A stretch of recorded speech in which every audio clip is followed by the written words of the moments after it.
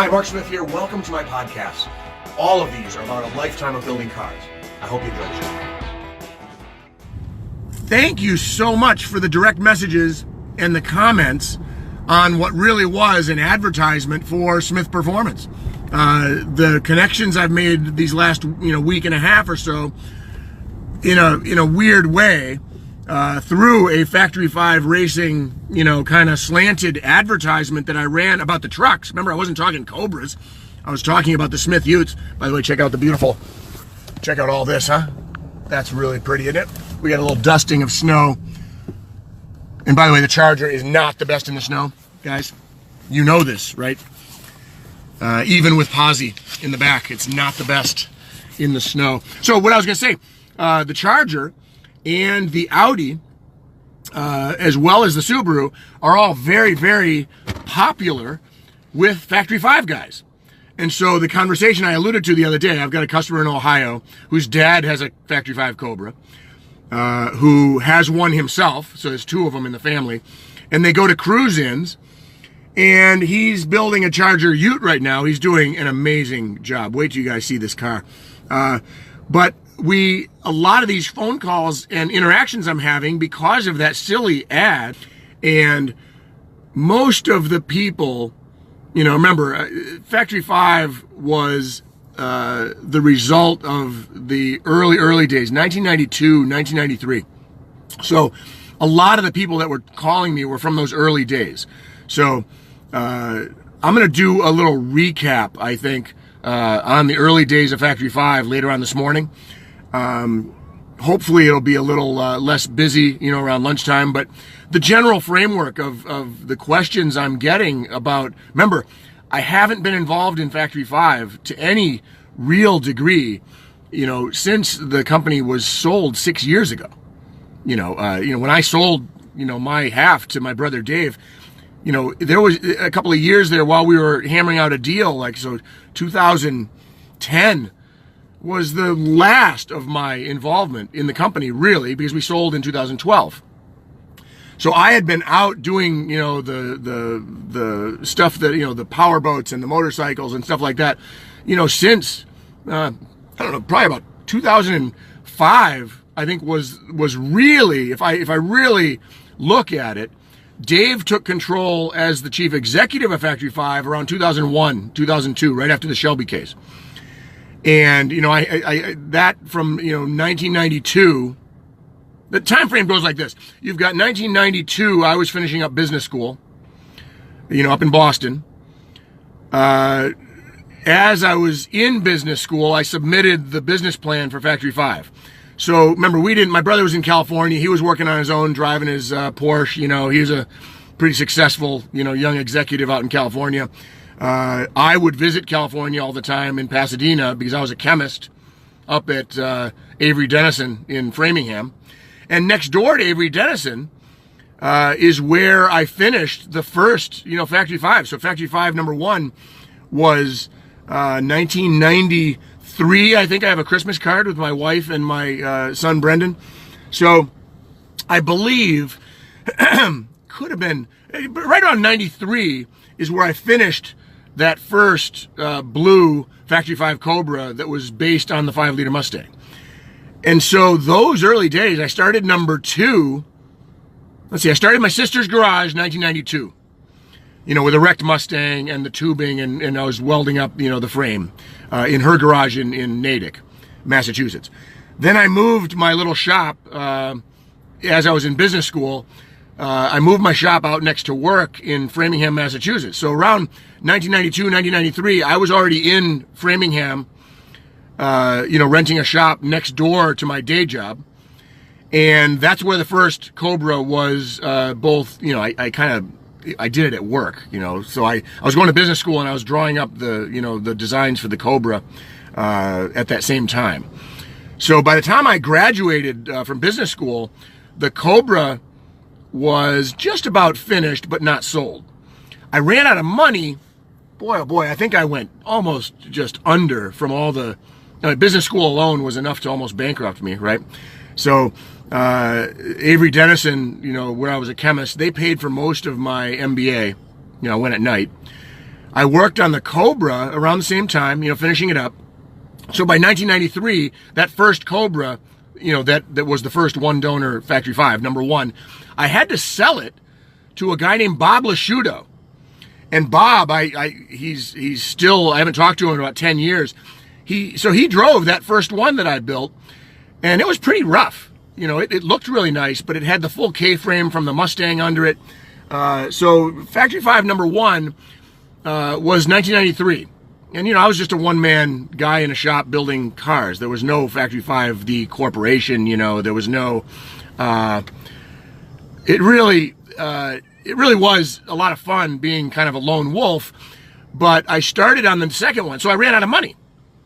So, ran out of money in 1993, 92, around there. Sold that first Cobra to Bob Lasciuto. I think I sold it for 15, 20 grand. I can't remember what it was. He drove the car. We had a ball. I built the second car, or started to build the second car, same design with the factory Ford Mustang K-frame up front that was converted to a double wishbone. That car I started up in Framingham, and Dave and I started talking about him coming out to Massachusetts. So we were both newly married at the time. I think we each had one child. And Dave moved out in 1995. So 1993, 94, I was finishing up, the first and second cars. We finally finished, painted, done. The second, the Factory 5 number 2 was sold after Dave came out, and we had just incorporated. So we incorporated in the summer of 95, maybe the June of 95. Remember, Dave was coming out as a fresh, pharmaceutical manager. His strengths at the time, he didn't know anything about cars, but he was, and we were brothers. When you start a company like Factory 5, it's a gutsy thing, you guys. It's a big deal. You have to have somebody you trust. And, obviously Dave, my brother, was that guy. And the two of us, the magic of the Mark and Dave show. Even though I was the car guy with the MBA, Dave was the detail guy. Dave made sure our exposure to the magazines, when Steve Temple came out to talk to us, all we had, Steve Temple was the editor of Kit Car magazine. And at the time, so this is 1995, the second car we had just finished. We had just incorporated Factory 5 Racing, the company. So even though I had been doing this for 4 years, on my own, when I say we had just incorporated, I had only sold one car, and I sold it personally, So that first car, we always called it a Factory 5, but it was before, the company was incorporated. So Factory 5 number 2 was done, and Sonny Sylvia, God love him, Sonny Sylvia got the red one, and Steve Temple came out to write a story on us, because he heard about these guys making Cobras in Massachusetts. And when Steve Temple came out, this is where Dave did, without Dave, I could not have started Factory 5. Not just on paper. The level of preparation it takes to get ready for a magazine visit. Remember, I'm out back. I'm cutting steel. I'm welding up the frames. We had no employees yet. And so when Steve Temple came out to write that first Horse Trader article that was written about Factory 5, we're talking about 2 kids, 30 years old. We only had built 2 cars, I'm the car guy MBA, but you can't be an MBA during the day all day and build and weld cars, right? If Dave hadn't come out to help me launch this company, there would be no Factory 5 today. There's just no doubt about it. So we started that partnership. We went 50-50.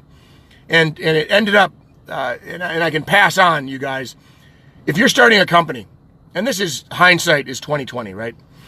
If you're starting a company and your lawyer, and you're 50-50, which a lot of people do, it's a mistake, by the way, no matter, and my brother Dave would agree with this, by the way, even though we, fought back. It's a family company, you guys. Of course we fought. If you have a 50-50 corporation or a partnership and you don't write in, if your lawyer doesn't write in a conflict resolution clause,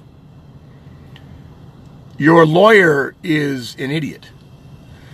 You have to have, even in basic corporations, you have to have a conflict resolution clause. And our lawyer at the time did not do that.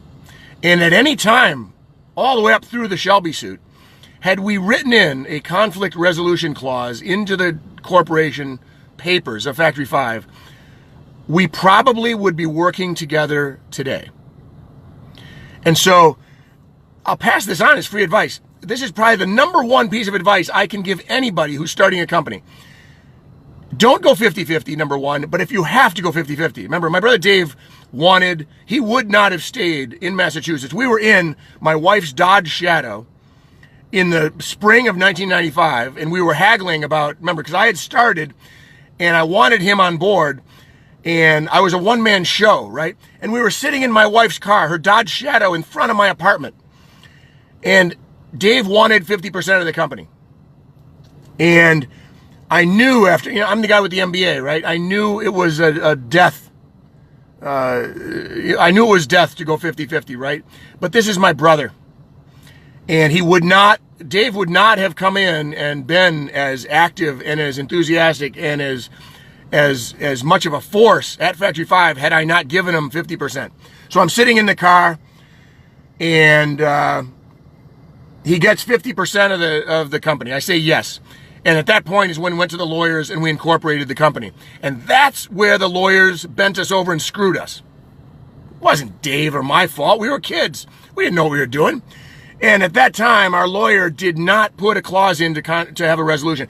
And to this day, number one business mistake I've ever made, not starting Factory 5. My brother Dave and I had a great run, you guys. This is not a bad story. This is a great story. I'm just passing on the wisdom of having started 3 companies, right? So go ahead, go into partnerships, start a corporation, but make sure you have a conflict resolution clause, a good one, even if it's flipping a coin. I was the chief executive of the company. I named Dave president. From day one, I named Dave the president of Factory 5. I wanted him in. I wanted him in all the way up here, right? And he did, to his credit. Here's a guy who's never changed an alternator at the time, and he went in with me, full belief that we could do this. And to this day, that was one of the gutsiest moves I've ever seen anybody do, was my brother Dave believing in my Cobra design, which was in its early stages, throwing in with a kid, moving out here and starting Factory 5 with me. Great story. One of the best stories ever. So that's the story of the first moments of the birth of Factory 5. And one great lesson, don't go 50-50. Now, I'm going to do this again. I'll give you more input on the starting of Factory 5 later. Good morning, Derek, Borden, John, how you doing? Look, you guys, that ad got me waxing about the old days. So you guys you'll probably have to hear a little more Factory 5 from the archives, if you will. So that was 1995, you guys. That's when Factory 5 started. It was 2 brothers. We nailed our visas, went to a couple of $100,000. Steve Temple came out, wrote that first story. The rest is history. The rest is history. We sold 100 cars that first year and a half. 100 kits that first year and a half. We had dishonest guys that gave us money and tried to take Cobras for free. I'll go through the stories of those first 2 years of starting Factory 5, but there's not enough time in the day to wax philosophical about all this stuff, right? Really fun. Really fun. I'll try, Andrew. The ad, I'll probably have to grab the ad off of Facebook and put the link in a post or something. So I'll put it on there so you guys can see it. It basically said, it had a quote from me. It said, I sold Factory 5 6 years ago, ... It's to hook. It was to hook people, right? And what it did is it hooked a lot of my Factory 5 guys into calling me and going over the old days. So absolutely a fascinating memory lane trip for me. So those were the first 3 years of Factory 5. At the end of that 3-4 year stint alone, Dave comes in. We are rocking in 1995, 1996.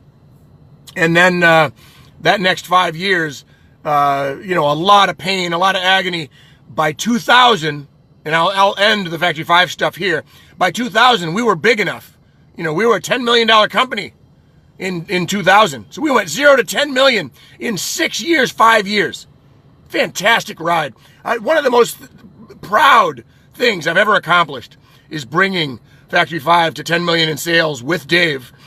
But running Factory 5 and doing the strategy and doing the product and being the R&D guy and the executive until 2001, when I'll get into it later, when we actually had some pretty good disagreements in the company that we really forgot about temporarily when Shelby sued us. So Shelby and Ford sued us right around 2000, 2001, right when we were ripping.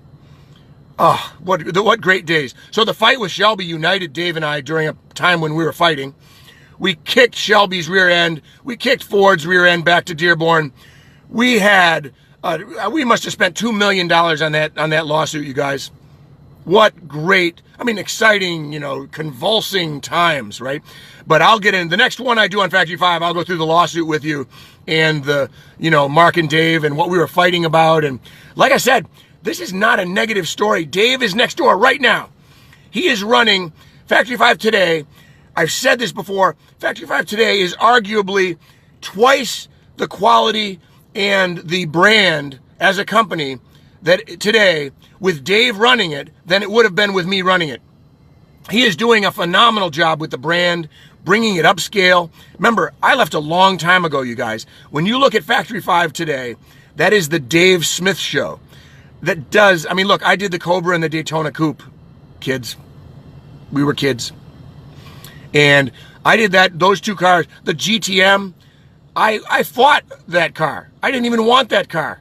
So when you see Factory 5 today, you're looking at the Dave Smyth show, not the Mark Smith show. I might have started that show, but everything you see next door these days was done because of Dave Smyth and his guts.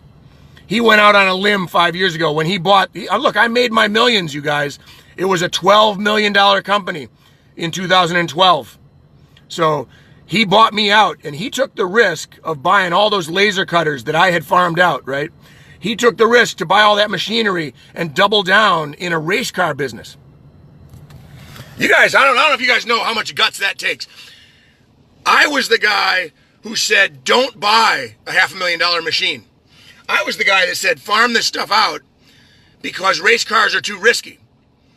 Every time, if you get a lawsuit, all these things can go wrong in a high risk business. I always kept the investments. I made sure we paid each other a lot of money because I was worried about getting sued.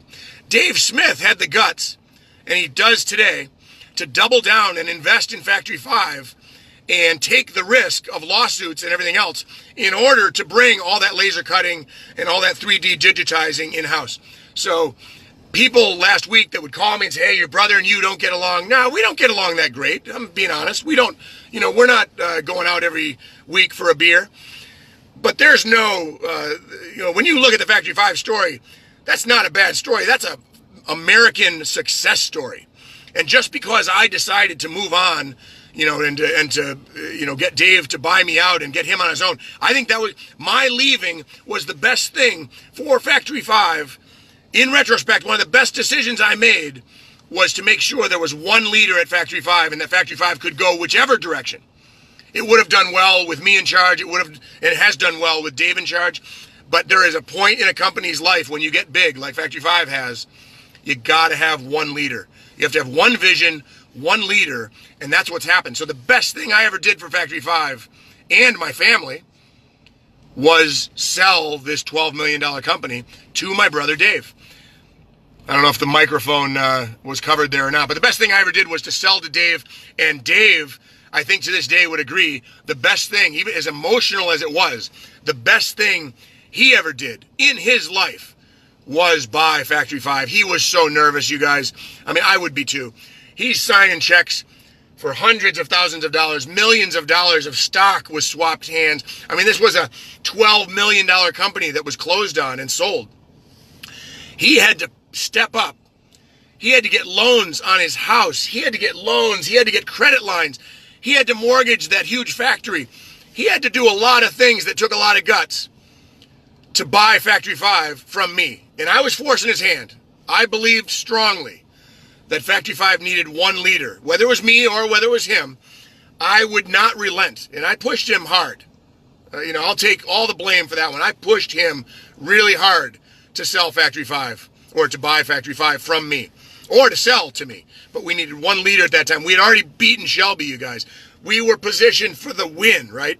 And so by 2012, by 2012, when we closed, I think Dave would agree, all the stress aside for him during those days. Remember, he's my younger brother. He's not an MBA, and he's much more conservative than I am, and yet he has more guts than I am, than I do, right?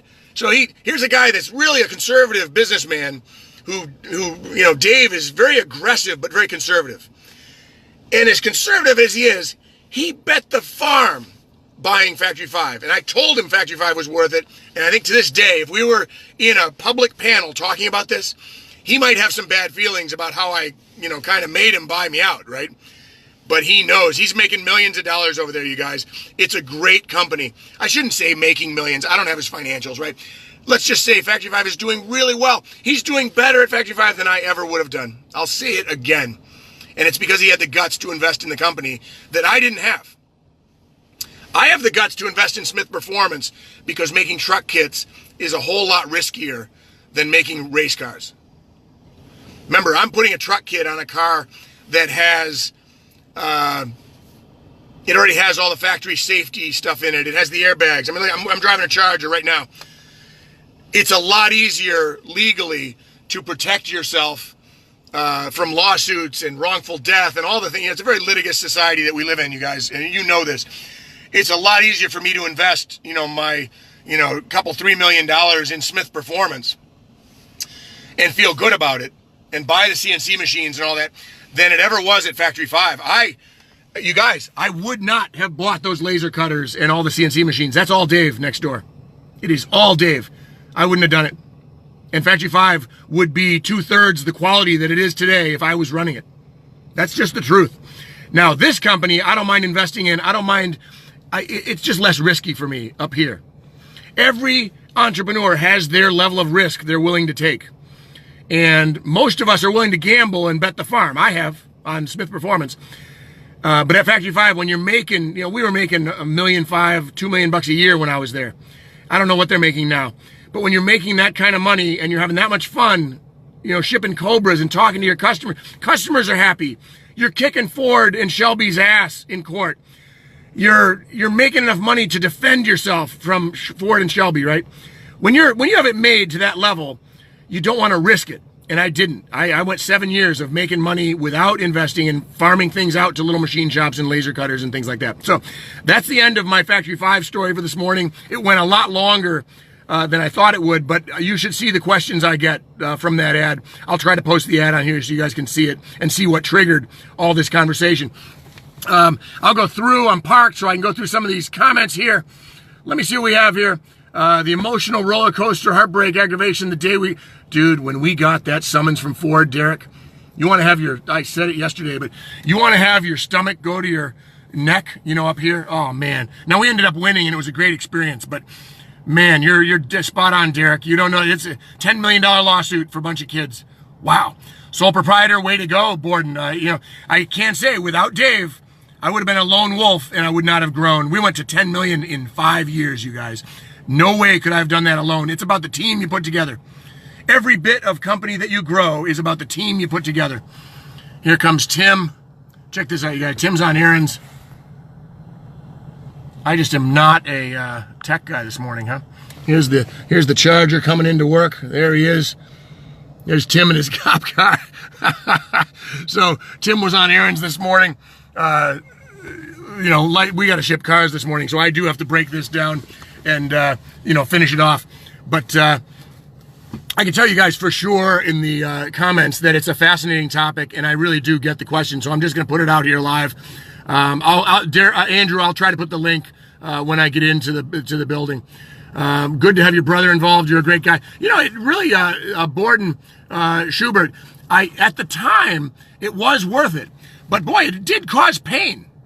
I mean, the 50-50 thing, I would have loved to have my brother and do a 49-51, and then we wouldn't have fought, right? That would have been a better outcome, but not for Factory 5. Factory 5 today is doing better than ever with him in charge, so it worked out great. Look, I got paid, you guys. I mean, when you grow up a company that gets to be worth $12, $15 million, you get paid. America is an amazing place.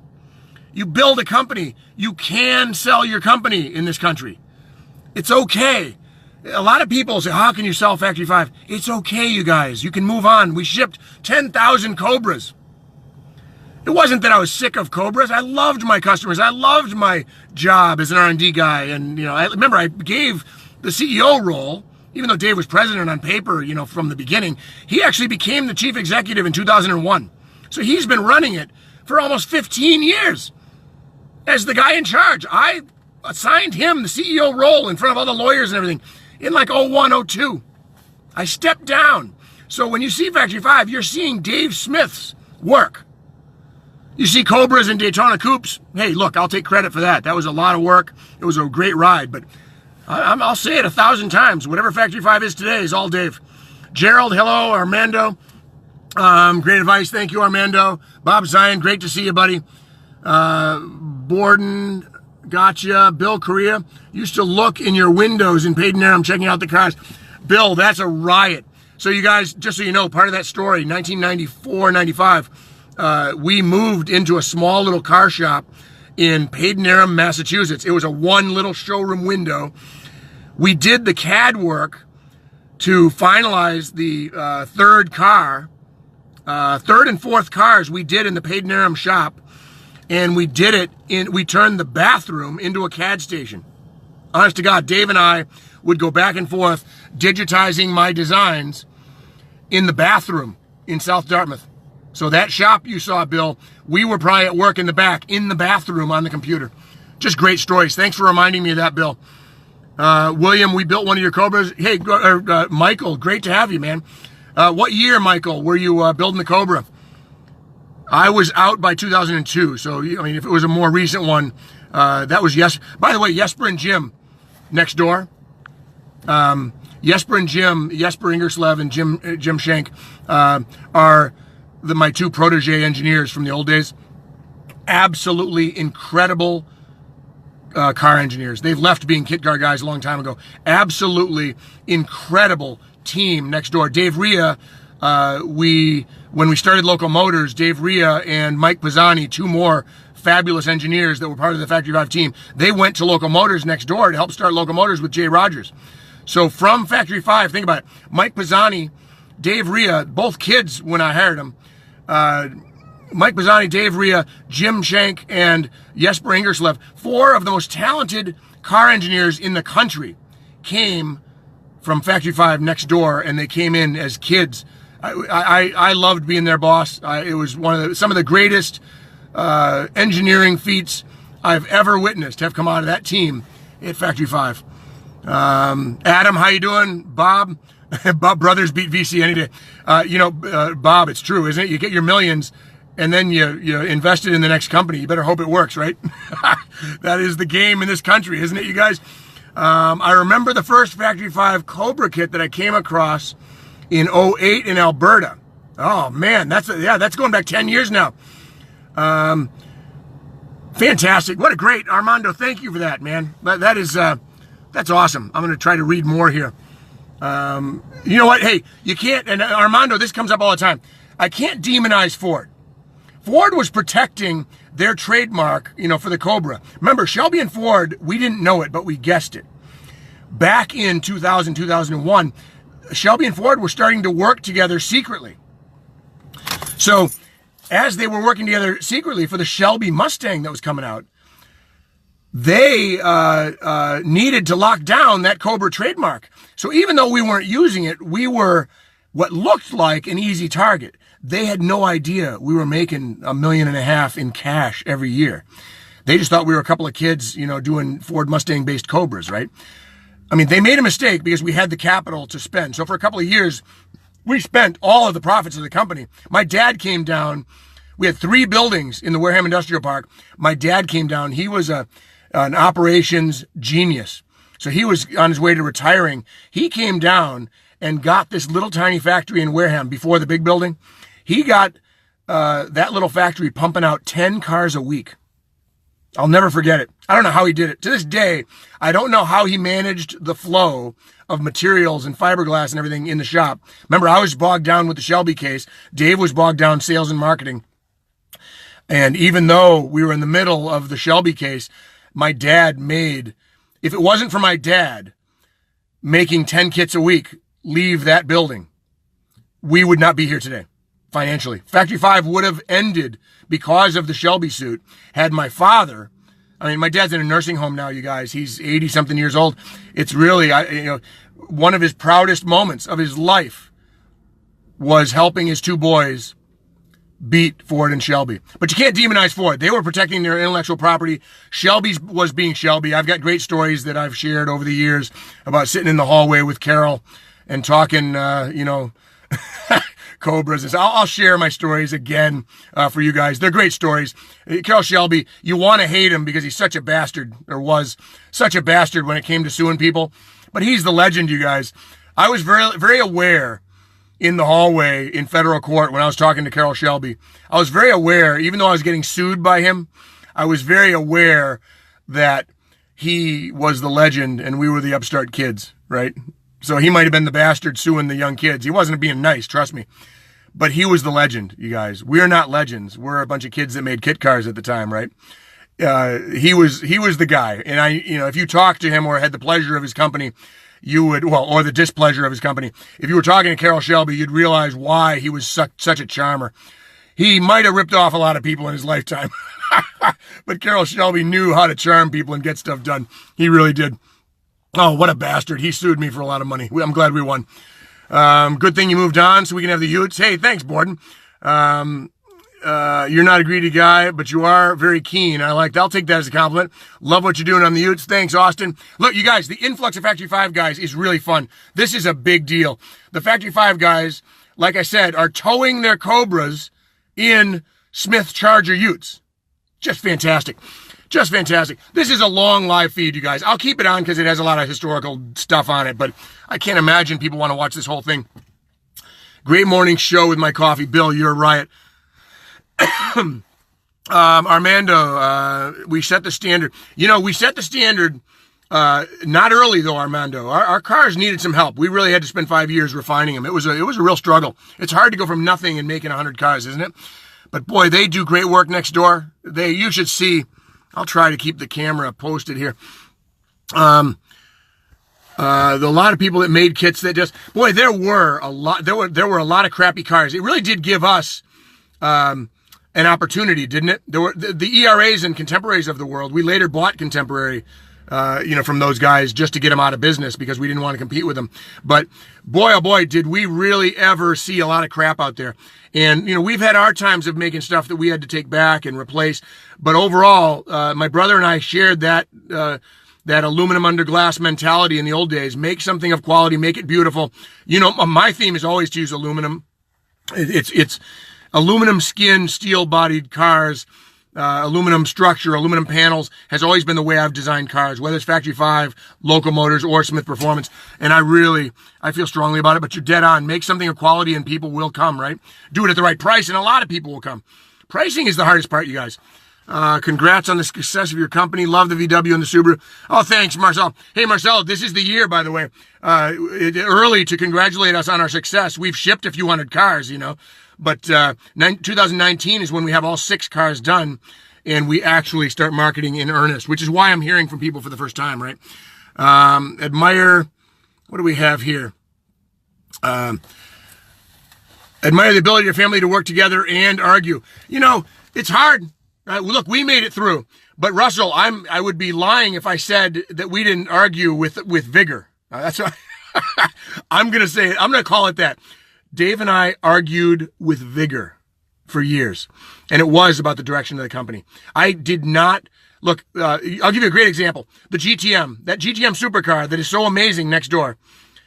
Jim and Dave really wanted to do that car. He really did.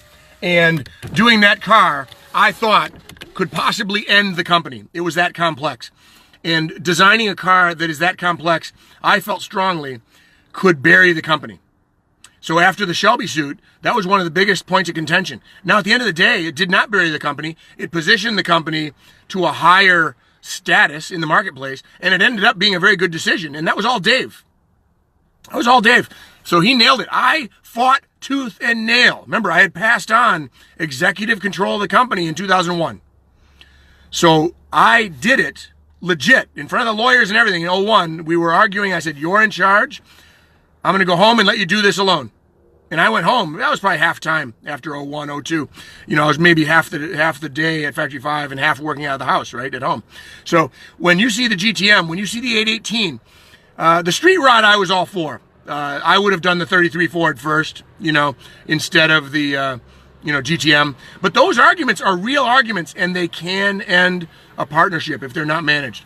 My solution was to separate and to make one leader in charge of Factory 5. And I think it really worked out well, I think. But man, not without pain, you guys. Admire the Ability family. Are you going to take these Utes racing? If we race the Utes, it'll probably be rallycross. I don't think we're going to take them. One thing I will do, Austin, is I want to do a Hell Camino. I want a Charger. And I want that 800, 1,000 horsepower up front. I want the aero package, and I want to hit Bonneville next year in a Ute and see what these damn cars will do top end. I want to break 200 miles an hour in a Ute. And I don't know aerodynamically if that's even possible. I don't want to put a cap on the back. So the aerodynamics are the barrier, by the way. But I want to put a Hell Camino in this Charger. I want to drop it an inch off the ground. So if that's racing, yeah, I want to go racing. But Mike with the rally crossing, that is how we'll probably be racing, is with the Subi, the Jettas, the Audis. You'll start seeing them at rally crosses around the country. The rallycross circuit is big, you guys. It's really, really big. Mike has brought me into that circle to realize how popular it is. I never would have gotten into it. We built 2 CMC kits, and you were very correct on crappy. Oh, man, remember, Derek, remember the CMC kits? Well, that's another whole conversation, isn't it? Kurt Scott and his hatred of, he was a kit car, in quotes, expert. Kurt Scott wrote a book. Look, you guys, he slammed Factory 5 in the early days because he was working with a company in Texas. I can't even remember the Lone Star Classics. Oh my God. So Lone Star Classics worked with Kurt Scott because we were taking over the market. He worked with Kurt Scott to try to disparage Factory 5 in the early days in his kit car guide. Oh, did we ever make him eat crow? What he was criticizing was the most he didn't even realize it. When he was criticizing us in 1996, trying to take us down, this is Kurt Scott, you guys, in the old days. He was trying to take us down. There was no internet, really. It was his guide to kit cars that was the Bible. Kurt Scott, oh man, you guys are reminding me about stuff. There's not enough time in the day for me to go through the stuff from the old days. So Kurt Scott was trying to bury us with this guy from Lone Star Classics, one of those crappy kits out there, right? And I shouldn't say, they're probably really nice now. I don't know. I've been out of the Cobra business for a long time. I don't even know. But at the time, they were crap, right? And we're shipping these awesome cars, and this guy comes out with all this fake stuff about Factory 5. It ended up creating a dialogue that published our brand in more areas. Like when the internet was born, by 96, people were talking about the bad stuff, which made them go to our website and look at it and say, wow, these guys aren't bad at all. They're selling great Cobras. We sold more kits after the attacks. That's where I learned that any press is good press.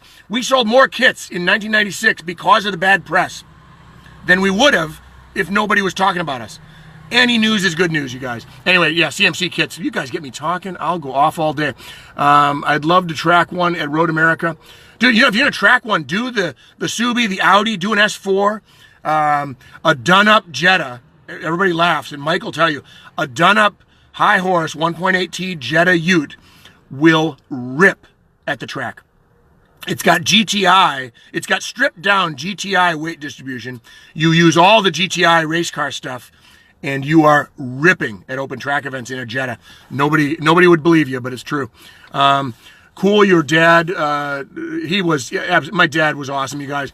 Will there be one Hellcat? Wait, can't be. Oh, so the Hellcat. So Marcelo, the formula is cool. I'm going to follow Hennessy's lead. I might work with John. I haven't called him about it yet.